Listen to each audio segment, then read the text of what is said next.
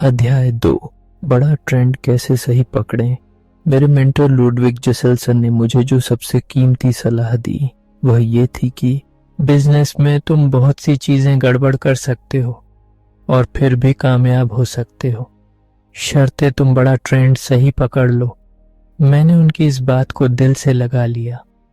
हर नई कंपनी शुरू करते समय मैं ये सुनिश्चित करता हूँ कि उस इंडस्ट्री के वो बड़े ट्रेंड मुझे पूरी तरह समझ आ गए हों जो कंपनी को डुबो भी सकते हैं और आसमान भी छू सकते हैं।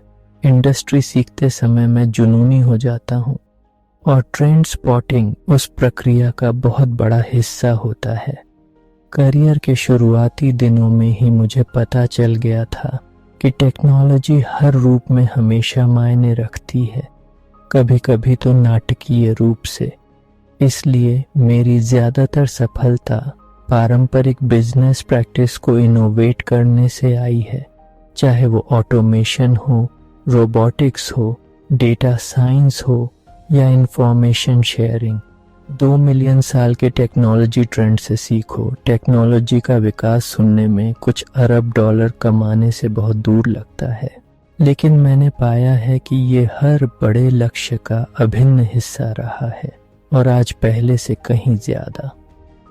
हमारे ब्रह्मांड के इस हिस्से में टेक्नोलॉजी सबसे बड़ा मेगा ट्रेंड है। इसका भविष्य समझने के लिए पहले इसका इतिहास देखना जरूरी है।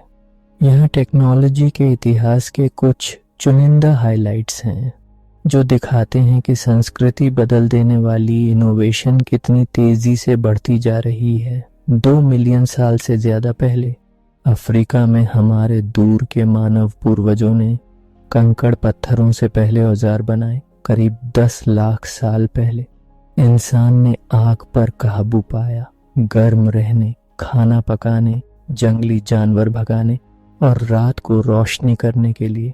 लगभग 5 लाख साल पहले आश्रय बनाए गए। पिछले 2000 साल तो आविष्कारों से भरे पड़े हैं। अबेकस, सिक्के, कंपास, बारूद, प्रिंटिंग प्रेस, भाप का इंजन, ट्रेन, बिजली, टेलीफोन, कार, हवाई जहाज, जेट, कंप्यूटर, न्यूक्लियर पावर। और ये तो सिर्फ 1950 तक की बात है। आधुनिक इंफॉर्मेशन युग से बहुत पहले कुछ लोगों को ये तेज बदलाव डराते हैं, कुछ को रोमांचित करते हैं। सब इस बात पर सहमत हैं कि बदलाव की रफ्तार बढ़ती ही जा रही है। आज टेक्नोलॉजी हर कंपनी और हर इंडस्ट्री को अस्थिर करने की ताकत रखती है। इसलिए जेसेल्सन साहब की सलाह पहले से कहीं ज्यादा अहम हो गई है। मुझे हर नई टेक्नोलॉजी के पीछे भागने का दबाव नहीं रहता, लेकिन अपनी इंडस्ट्री के सबसे प्रभावी ट्रेंड पर सबसे पहले कब्जा करने की प्रेरणा जरूर रहती है। इंडस्ट्री चुनते समय मैं सबसे पहले देखता हूँ स्केलेबिलिटी। मुझे ये कल्पना कर पाना चाहिए कि कुछ मिलियन डॉलर की कंपनी को मैं दसियों अरब डॉलर तक कैसे ले जाऊंगा, उसका रास्ता क्या होगा और हम कितनी तेजी से चल पाएंगे। क्या इंडस्ट्री जीडीपी से कहीं तेज बढ़ रही है ताकि हम सिर्फ मौजूद रहकर भी हर साल टॉप लाइन ग्रोथ कर सकें। प्रॉफिटेबल होने के लिए बेस प्राइस वॉल्यूम का कॉम्बिनेशन क्या चाहिए और समय के साथ प्रॉफिट मार्जिन को बहुत बढ़ाना कितना यथार्थवादी है। हमें ऐसा करने से क्या रोक सकता है। लगभग किसी भी इंडस्ट्री में ढेर सारा पैसा कमाना चाहते हो तो टेक्नोलॉजी में भारी निवेश करने की योजना बनाओ। क्या इंडस्ट्री की संरचना ऐसी है जिसमें बड़े आकार और इकोनॉमीज ऑफ स्केल का फायदा मिलता है? ऑर्गेनिक ग्रोथ या M&A से बढ़ने के रास्ते हैं? अधिग्रहण के लिए कितना मल्टीपल देना पड़ेगा और क्या वो मल्टीपल मेरी कंपनी के ट्रेडिंग मल्टीपल से काफ़ी डिस्काउंट पर है?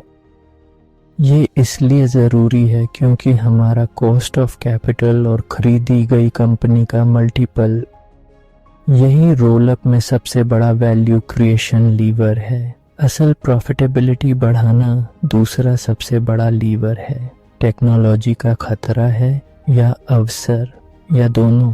क्या प्रोसेस ऑटोमेट करके कम मजदूरी में बेहतरीन कस्टमर सर्विस दी जा सकती है? आर्टिफिशियल इंटेलिजेंस का इंडस्ट्री पर सकारात्मक और नकारात्मक असर क्या हो सकता है। इन बुनियादी शर्तों को पूरा करने वाली कुछ आशाजनक इंडस्ट्रीज की छोटी लिस्ट तैयार होने के बाद मैं सतह के नीचे झांकने को तैयार होता हूँ।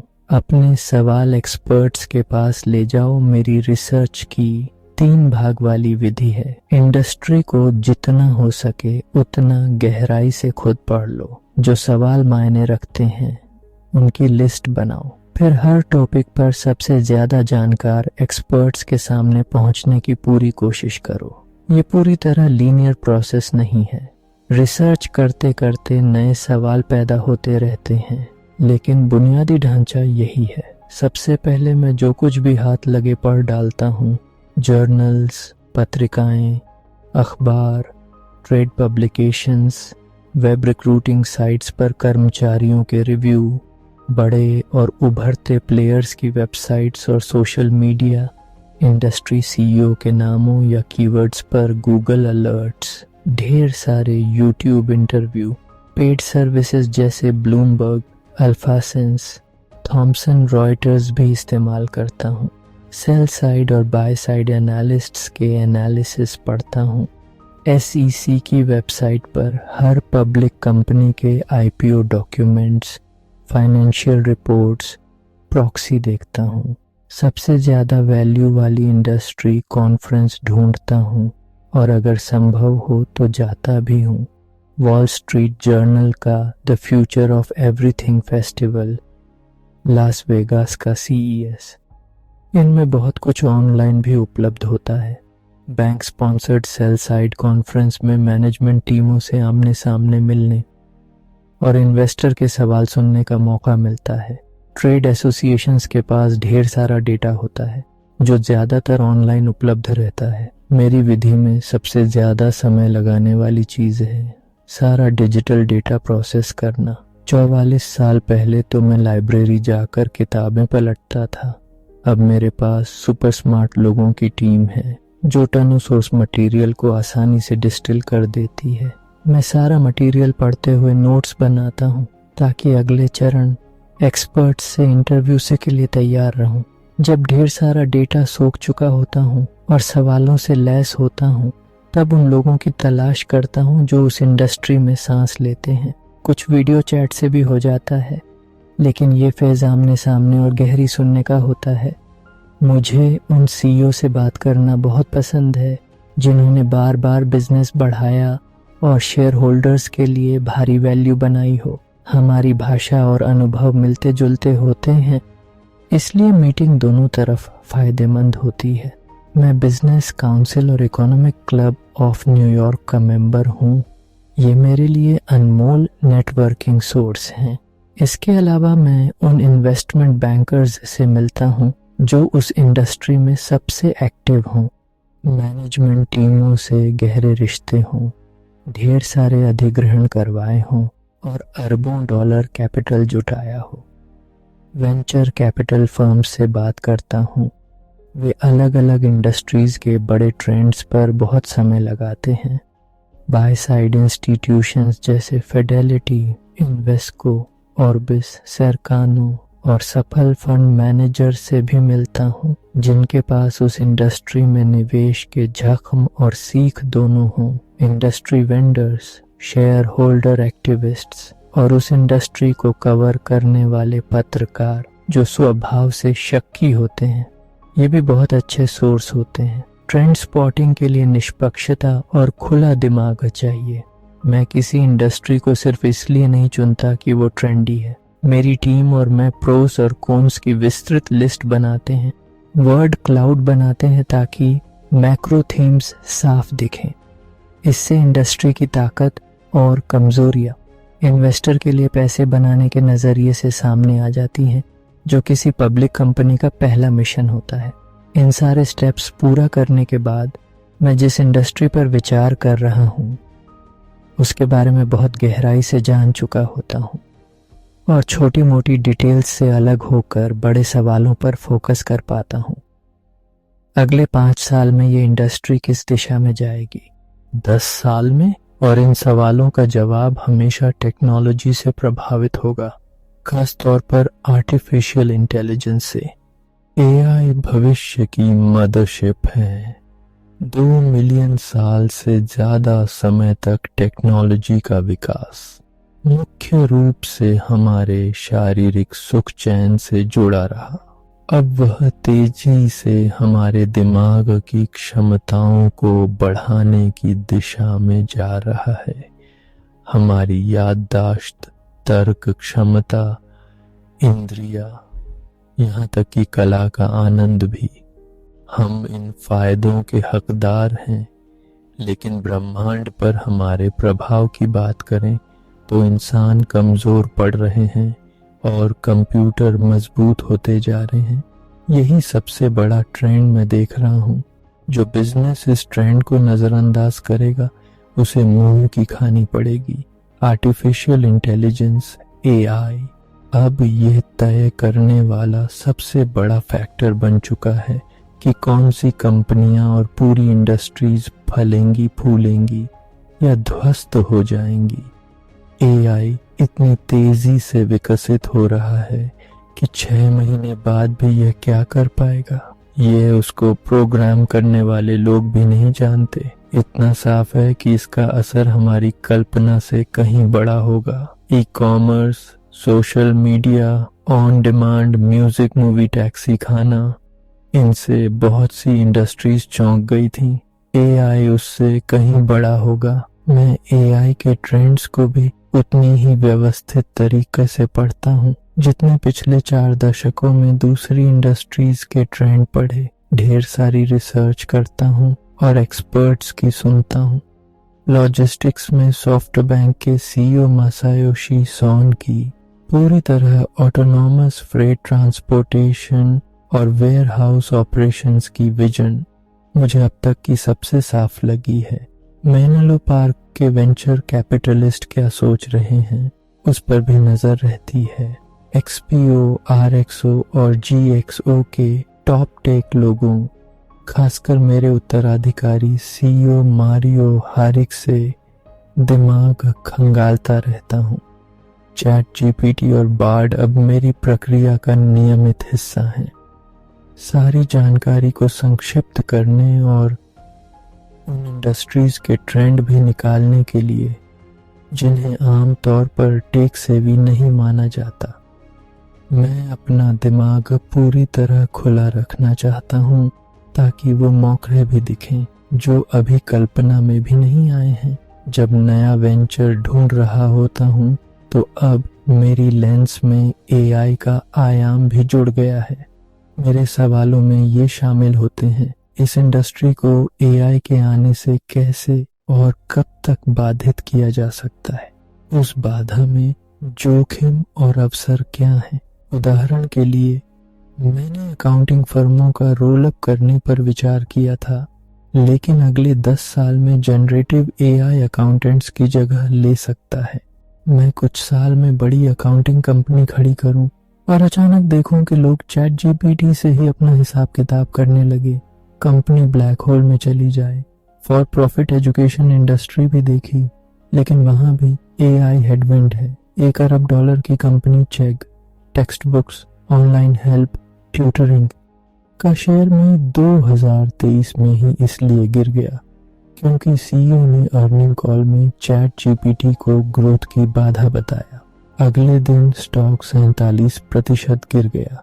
कंपनी अब चैट जीपीटी पर आधारित अपना प्लेटफॉर्म लॉन्च करने वाली है, लेकिन सवाल वही है, कस्टमर पैसे देकर चेक इस्तेमाल करेंगे या फ्री चैट जीपीटी को अपने हिसाब से स्पेशलाइज कर लेंगे। इसी वजह से मैंने कुछ फाइनेंशियल सर्विसेज फर्मों में निवेश नहीं किया। एआई उन्हें कम प्रॉफिटेबल बना सकता है। मुझे लगता है 10 साल में इंश्योरेंस ब्रोकर इंसान की जरूरत नहीं रहेगी। आने वाले समय में पैरालीगल और वकीलों का भी बहुत सा काम एआई कर देगा। जर्नलिज्म, एडवर्टाइजिंग, कम्युनिकेशंस के ढेर सारे जॉब्स खत्म हो जाएंगे। और विडंबना देखिए, एआई टेक जॉब्स को भी खतरे में डाल रहा है, कोडिंग तक को। साथ ही अगले 20 साल में एआई से सबसे ज्यादा फायदा उठाने वाली इंडस्ट्रीज में बहुत पैसा बनने वाला है। हेल्थ केयर, रिटेलिंग और मैन्युफैक्चरिंग के कुछ हिस्से। कुछ इंडस्ट्रीज पर निकट भविष्य में खास असर नहीं पड़ेगा। घर बनाने की इंडस्ट्री में एआई डिजाइन और मार्केटिंग में मदद करेगा, लेकिन असली ईंट पत्थर का घर तो बना रहेगा।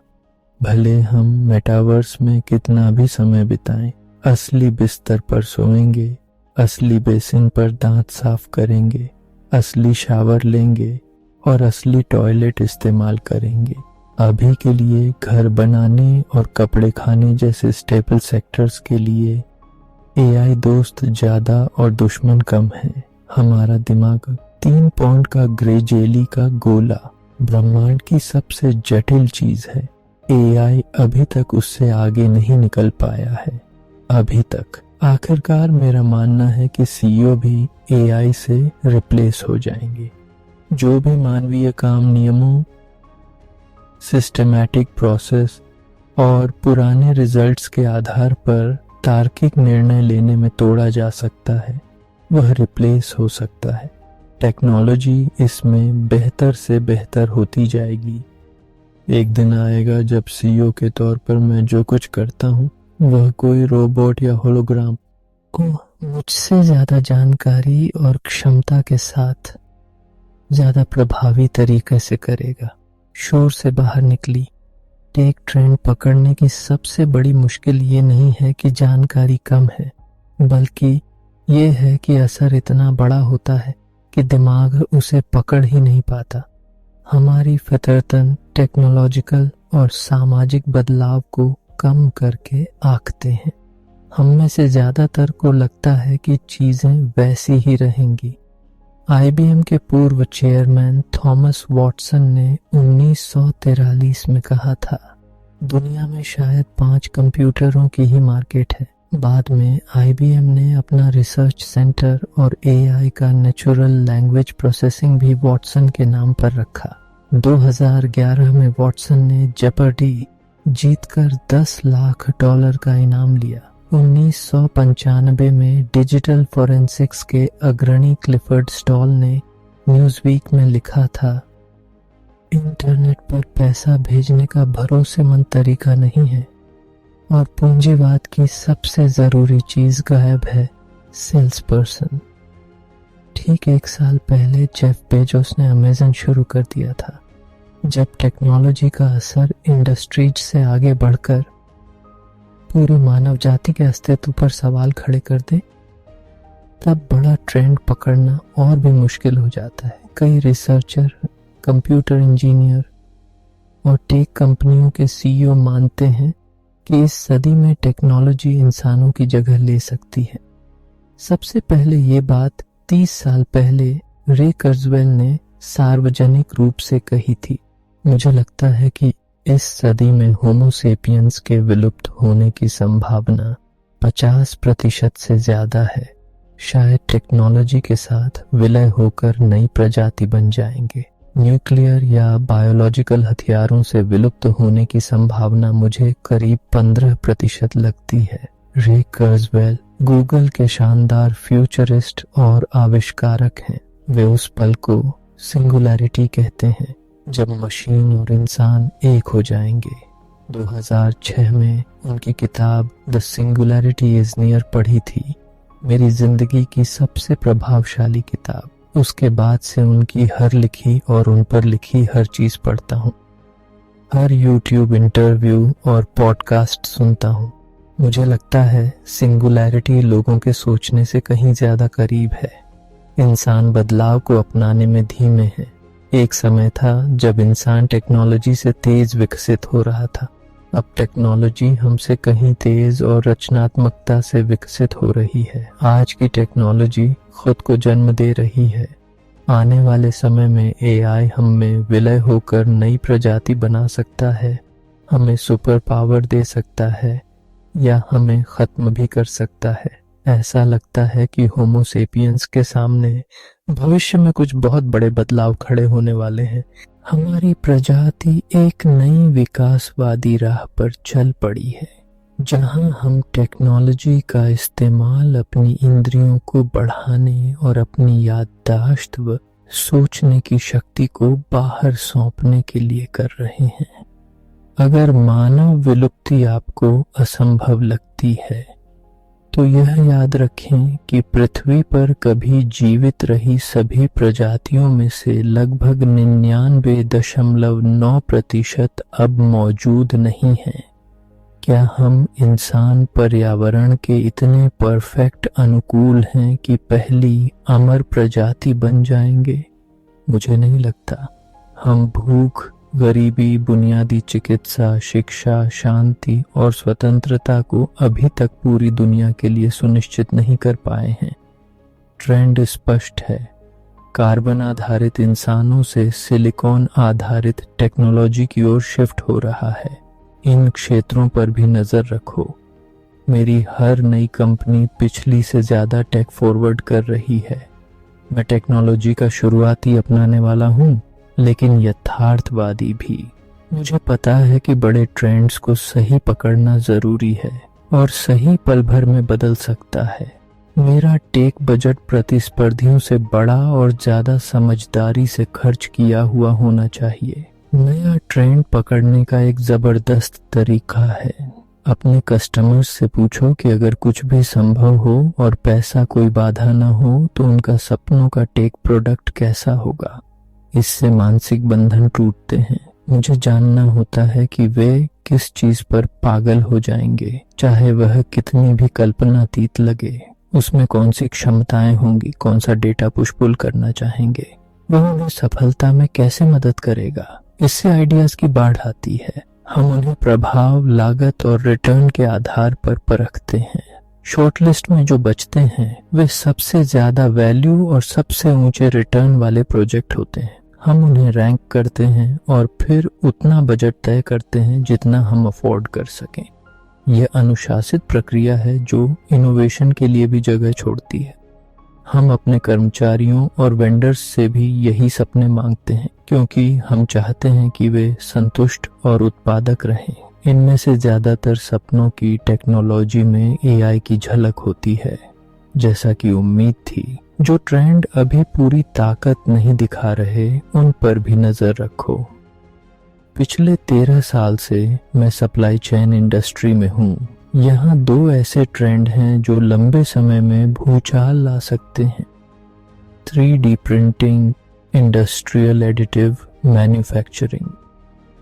80 और 90 के दशक में मजाक उड़ता था कि 3D प्रिंटिंग हमेशा 10 साल दूर है। अब यह हर क्षेत्र में अपनाई जा रही है, खासकर मेडिसिन में। 10 साल पहले दांत का क्राउन बनाने में हफ्तों लगते थे। पिछले साल मेरे डेंटिस्ट ने माप लिया और कहा 1 घंटे में आपका क्राउन प्रिंट हो जाएगा। आज hearing aids, prosthetics, jet engine के क्रिटिकल पार्ट्स तक मेटल से 3D प्रिंट हो रहे हैं। जैसे जैसे लागत घटेगी, लोकल ऑटोनॉमस मैन्युफैक्चरिंग बढ़ेगी। इससे transportation industry, global supply chain और भू राजनीतिक संतुलन पूरी तरह बदल जाएगा। अभी भी दुनिया की अर्थव्यवस्था पुराने मॉडल पर टिकी है। सस्ता मजदूर, खासकर चीन से, और फिर सामान को महंगा ट्रांसपोर्ट करके उपभोक्ता तक पहुंचाना। शंघाई से लॉस एंजल्स जहाज से, फिर रेल से शिकागो, फिर ट्रक से कंसास सिटी वेयरहाउस, फिर लास्ट माइल डिलीवरी। कोविड के समय सबने देख लिया कि यह कितना नाजुक है। 3D प्रिंटिंग से यह जटिलता, समय और लागत कम हो जाएगी। बहुत सा सामान आपके बेसमेंट या लोकल कॉस्टको में बन सकता है। डिजिटल फाइल भेजी जाएगी, सामान नहीं। लॉजिस्टिक्स एक इंफॉर्मेशन इंडस्ट्री बन जाएगी। भू राजनीतिक रूप से चीन की मजदूरी आधारित ताकत कमजोर पड़ेगी। Electric vehicles, EV. एक बड़े ट्रक मैन्युफैक्चरर ने एक्सपीओ से अपने ईवी ट्रक टेस्ट करने को कहा। हमारे ड्राइवर्स को बहुत पसंद आए, शांत, सुरक्षित, क्लीन और पावरफुल। लेकिन अभी ये डीजल ट्रकों से 3 गुना महंगे हैं। बिना भारी सरकारी सब्सिडी के कॉम्पिटिटिव नहीं हो सकते। अमेरिका और यूरोप पहले से ही $10 ट्रिलियन कर्ज में हैं। इतना पैसा कहाँ से आएगा?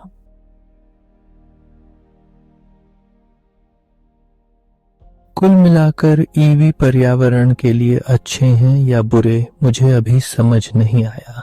बैटरी बनाने में दुर्लभ खनिज चाहिए, जिनमें से 60% से ज्यादा रिफाइनिंग चीन के पास है। पुरानी बैटरियां लैंडफिल में जा रही हैं जो बायोडिग्रेड नहीं होती। अगर हाइड्रोजन फ्यूल सेल कारों के लिए व्यवहारिक हो जाए तो मैं उसका पूरा समर्थन करूंगा। मेरी कंपनियों ने 4 दशकों में ट्रेंड्स का फायदा कैसे उठाया? अमेरिक्स और हैमिल्टन रिसोर्सेज। 1979 में थोड़ी सी किस्मत ने मुझे ऑयल इंडस्ट्री में पहुंचाया, लेकिन जो संयोग को बहुत प्रॉफिटेबल बिजनेस बनाया वह था मेरा यह समझना कि सूचना को तेजी से कैप्चर और शेयर करने का बड़ा ट्रेंड बन रहा है, और यही ट्रेंड 80 के अंत में पूरी इंडस्ट्री बदल देगा। हम सबसे पहले उस ट्रेंड के आगे निकले और ढेर सारा पैसा कमाया। उस समय न इंटरनेट था, न ईमेल, न ग्लोबल डेटाबेस। तेल की कीमत की मुख्य जानकारी मैग्रा हिल का प्लैट्स ऑयल ग्राम प्राइस रिपोर्ट था जो डाक से आता था। टेलेक्स से थोड़ा तेज मिल जाता था। टाइपराइटर से जुड़ा टेलीग्राफ सिस्टम। हम फोन पर यूरोप एशिया के क्लाइंट्स से 50 मिलियन या 75 मिलियन डॉलर के मौखिक सौदे करते थे, कागज पर कुछ नहीं।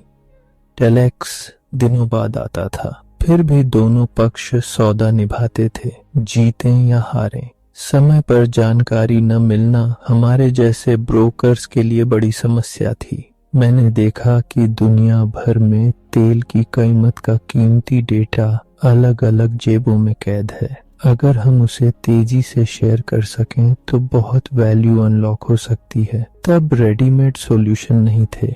अमेरिक्स में हमने अपना ग्लोबल आईटी सिस्टम जोड़ तोड़ कर बनाया। फ्रिज जितने बड़े कंप्यूटर और हरे स्क्रीन। आज के स्मार्टफोन की तुलना में उसकी कंप्यूटिंग पावर नगण्य थी, लेकिन उसने क्रांति कर दी।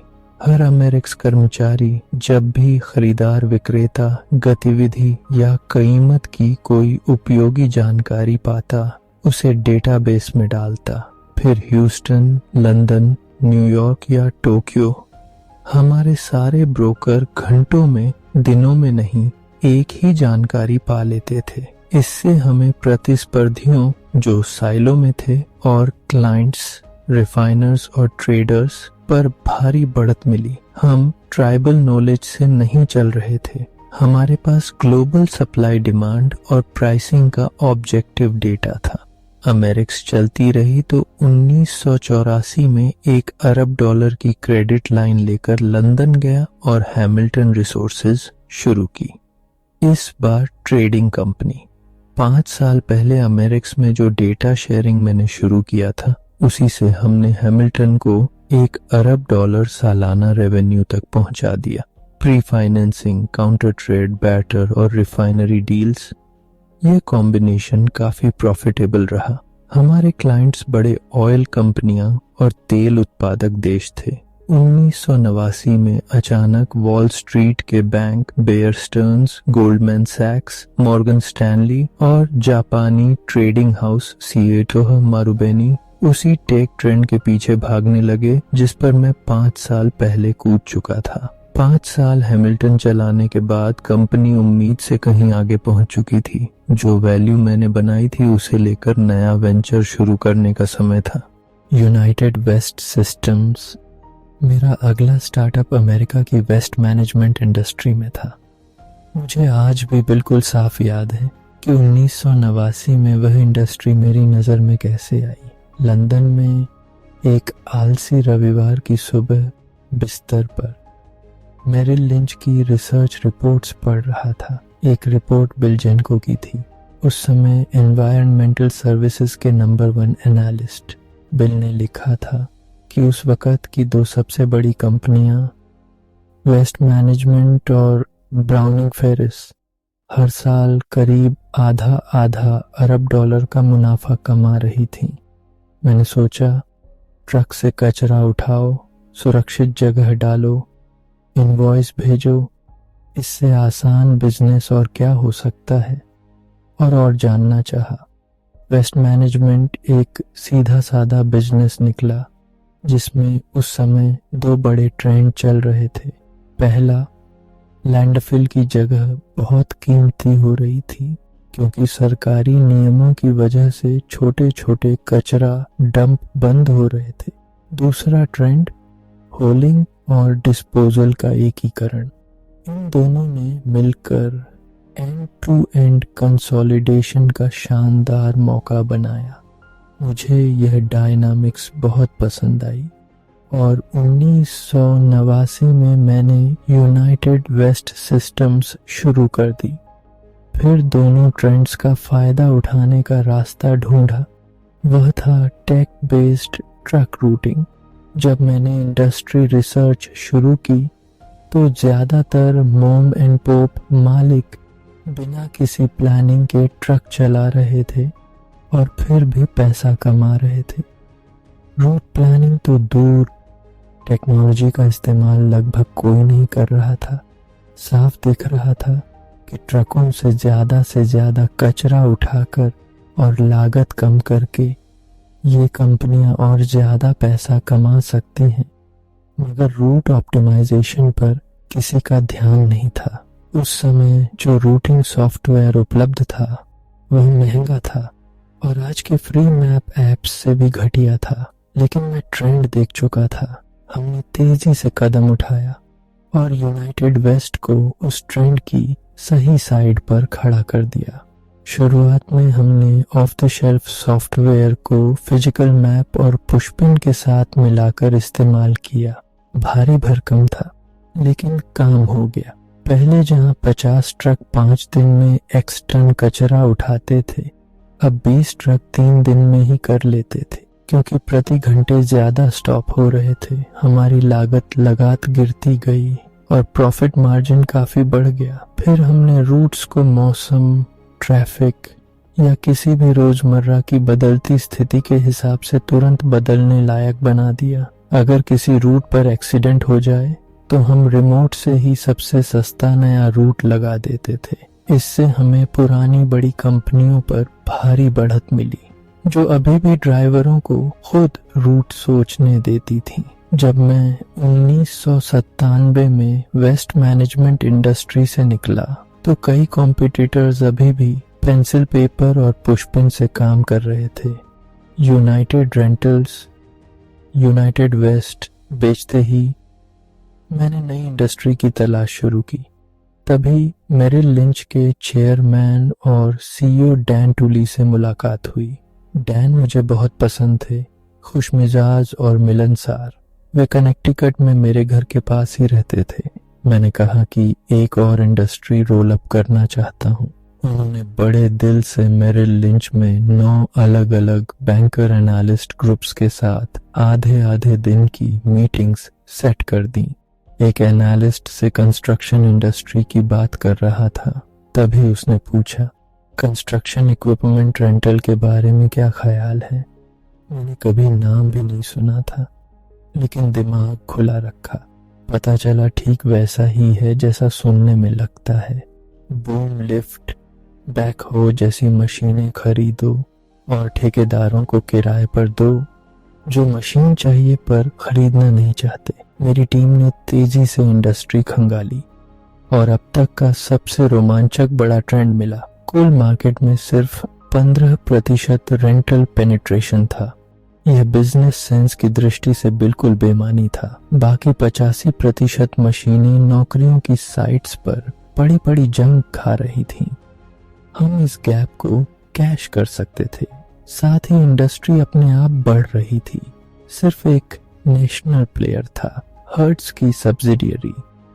हजारों छोटी कंपनियां अधिग्रहण के लिए तैयार थीं। न कंप्यूटरीकरण था, न स्टैंडर्डाइजेशन। यह एक रसीला मौका था। बस समय की बात थी कि एडम स्मिथ का अदृश्य हाथ झपट्टा मारे। यूनाइटेड रेंटल्स पैदा हो गई। इक्विपमेंट रेंटल सर्विस बिजनेस है।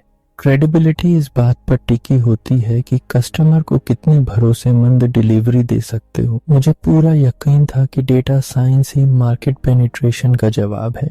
सैकड़ों लोकेशंस पर प्राइसिंग और एसेट यूटिलाइजेशन को कुशलता से मैनेज करेगा। हमने कंस्ट्रक्शन इक्विपमेंट के माहिर सेल्स पर्सन्स हायर किए, पूरे नेटवर्क में स्टैंडर्ड ट्रेनिंग प्रोग्राम बनाए और बेहतरीन सर्विस से ब्रांड बनाना शुरू किया। अब टेक्नोलॉजी पर निर्णायक कदम उठाने का वक्त था। कुल मिलाकर रेंटल इंडस्ट्री कंप्यूटरीकरण में धीमी थी, लेकिन बड़े रीजनल प्लेयर्स ज्यादा टेक सेवी थे। 1997 तक लगभग सभी हर्ज सहित विन सिस्टम्स नाम की कंपनी के सॉफ्टवेयर पर चल रहे थे। मुझे समझ आ गया कि यह सॉफ्टवेयर लाखों मशीनों को जॉब साइट्स पर आते जाते मैनेज कर सकता है। मैंने विन ही खरीद ली। विन की मालिकी से दो फायदे हुए। एक, हमारे पास इंडस्ट्री का सबसे अच्छा प्लेटफॉर्म था जिसे हम अपने लिए और बेहतर बनाते रह सकते थे। दो, पूरे इंडस्ट्री के एनोनिमाइज्ड मैक्रो डेटा तक पहुंच मिल गई। कहाँ किसी मशीन की अधिकता होने वाली है, कहाँ कमी, पहले पता चल जाता था। हम प्रोएक्टिवली प्राइसिंग और एसेट मैनेजमेंट करते थे, बाकी इंडस्ट्री रिएक्टिव थी। उदाहरण के लिए, अगर डेटा दिखाता कि दक्षिण पूर्व में किसी तरह की मशीन बहुत ज्यादा है, तो हम वहां रेंट कम कर देते और उन कस्टमर्स को टारगेट करते जो मशीन महीनों के लिए चाहते थे, न कि कुछ दिन या हफ्ते। यानी यूटिलाइजेशन के हिसाब से रेंटल रेट्स को सबसे बेहतरीन रिटर्न के लिए मैनेज करते थे। XPO 2010 तक मैं गंभीरता से नया वेंचर ढूंढ रहा था। स्मार्टफोन की वजह से दुनिया कम्युनिकेशन और डेटा एक्सेस में इंस्टेंट ग्रेटिफिकेशन के चरम पर पहुंच चुकी थी। 10 साल पहले इक्विपमेंट रेंटल में जिस ऑन डिमांड एवरीथिंग ट्रेंड पर मैंने दांव लगाया था, वह अब पूरी तरह स्थापित हो चुका था। यूनाइटेड रेंटल्स में जिस डायनामिक प्राइसिंग को हमने इतनी कामयाबी से इस्तेमाल किया था, उसने ट्रांसपोर्टेशन, एंटरटेनमेंट, हॉस्पिटैलिटी समेत ढेर सारी इंडस्ट्रीज की प्रॉफिटेबिलिटी बढ़ा दी थी। मुझे पता था कि अब जो भी बिजनेस करूं, ढेर सारा पैसा कमाने के लिए टेक्नोलॉजी अनिवार्य होगी। इस बार मैंने ट्रक ब्रोकरेज सेक्टर चुना। बिजनेस मॉडल मेरे पहले ऑयल ब्रोकरेज जैसा ही था। मुझे एक बड़ा ट्रेंड दिख गया था, जिसके बारे में मुझे पूरा यकीन था कि समय के साथ for hire road freight transportation market में ब्रोकर पेनिट्रेशन बढ़ेगा। संदर्भ के लिए, ट्रक ब्रोकर ट्रैक्टर ट्रेलर के मालिक नहीं होते। वे कैरियर्स को शिपर्स से जोड़ते हैं जिनके पास पूरा ट्रक लोड माल होता है। सबसे जरूरी बात, ब्रोकर ही एकमात्र ऐसे होते हैं जिनके पास दोनों तरफ की पूरी फरेट लैंडस्केप की जानकारी होती है। ज्यादातर इन हाउस शिपर्स सिर्फ अपने सीमित कैरियर्स की कैपेसिटी देख पाते हैं और छोटे कैरियर्स के पास बड़े शिपर्स तक पहुंचने के संसाधन नहीं होते। जो ट्रक ब्रोकर जानकारी का सबसे कुशल इस्तेमाल करेगा, वही सबसे कम खाली मील, सबसे ज्यादा फ्यूल एफिशिएंसी और सबसे कम लागत में माल डेस्टिनेशन तक पहुंचाएगा। 2011 में ज्यादातर ट्रक ब्रोकर अपना ज्यादातर बिजनेस फोन पर कर रहे थे।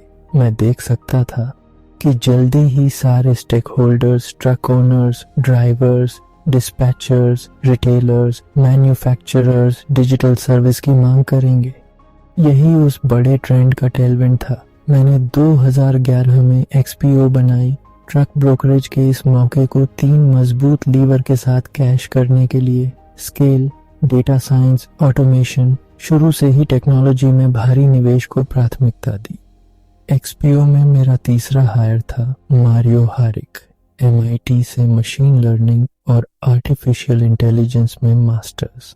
मारियो बहुत तेज दिमाग वाला लड़का है। संयोग से वह पहले किसी वेस्ट मैनेजमेंट कंपनी का CIO रह चुका था। हालांकि जब मैं उस इंडस्ट्री में था तब हमारी मुलाकात नहीं हुई थी। वह शनिवार दोपहर बॉस्टन से ग्रीनविच मेरे घर तक गाड़ी चलाकर आया था।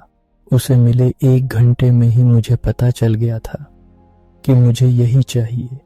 मारियो ने मेरी पूरी तरह ऑटोमेटेड फ्रेट ब्रोकरेज वाली विजन को तुरंत पकड़ ली। 2011 में यह बिल्कुल पागलपन वाली आइडिया थी। इंडस्ट्री में बिजनेस कंप्यूटर्स तो थे ही, लेकिन हम शिपर और कैरियर को जोड़ने की लगभग हर चीज को ऑटोमेट करने वाले थे, यहाँ तक कि शुद्ध मशीन टू मशीन ट्रांजैक्शन तक। और हमारे सिस्टम्स ऐसा डेटा जनरेट करेंगे जिससे कस्टमर्स और कैरियर्स के लिए एक्सपीओ और ज्यादा वैल्यूएबल हो जाएगी। हम बिल्कुल सही निकले। एक्सपीओ की टेक टीम ने पूरी तरह automated digitally enabled transportation network बनाया, एक nation wide virtual freight marketplace, एक ही डेटा रिपोजिटरी, प्राइवेट क्लाउड में ट्रांजैक्शन, रियल टाइम में भारी मात्रा में डेटा प्लेटफॉर्म में आता है, जिससे सेल्स और कैरियर प्रोक्योरमेंट टीमें लॉट्स और ट्रक्स की बिल्कुल एक जैसी विजिबिलिटी रखती हैं। यही हाई प्रोफाइल प्लेटफॉर्म आज उत्तर अमेरिका में RXO कनेक्टर और यूरोप में XPO कनेक्टर के नाम से चल रहा है। 10 साल पहले XPO के ट्रक ब्रोकरेज लॉट्स में से 0% डिजिटल थे। आज RXO, जो ब्रोकरेज बिजनेस हमने 2022 में स्पिन ऑफ किया, कि 96% टेंडर्ड लॉट्स में डिजिटल कंपोनेंट है और उनमें से बहुत से टचलेस ट्रांजैक्शन हैं कस्टमर सिस्टम्स के साथ डायरेक्ट डिजिटल कनेक्शन से। अपनी टेक टीम को कस्टमर्स और कर्मचारियों से सीधा संपर्क में रखो ताकि सबसे ज्यादा असर वाले इनोवेशंस को प्राथमिकता दे सको। हमने 2 बड़े फायदेमंद ट्रेंड्स के संगम पर पारंपरिक ब्रोकरेज मॉडल को पूरी तरह बदल दिया। ट्रक ब्रोकर को मिडलमैन बनाने की ओर बढ़ता ट्रेंड और उस इंडस्ट्री में ऑटोमेटेड सर्विसेज की एफिशिएंसी जहां अभी तक ये आम नहीं थी। अगर XPO, GXO और RXO की उत्पत्ति को एक वाक्य में समेटना हो तो वह यही है। 2011 में मेरे लिविंग रूम में मारियो से कहा था, जितना हो सके ऑटोमेट करो।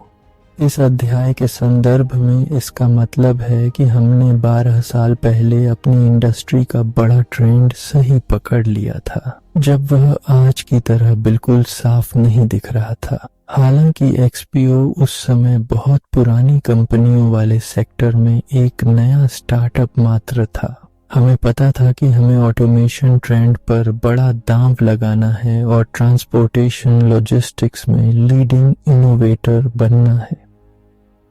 4 साल के अंदर हम warehouse robotics, machine learning based workforce productivity, automated shipper carrier freight brokerage जैसी ट्रांसफॉर्मेटिव टेक्नोलॉजीज में ग्लोबल प्रेजेंस बन चुके थे। आज XPO, GXO और RXO तीनों उसी बड़े ट्रेंड से आगे बढ़ रहे हैं जिसे हमने 2011 में पकड़ा था, और अब AI के साथ वह और भी ज्यादा मजबूत हो चुका है।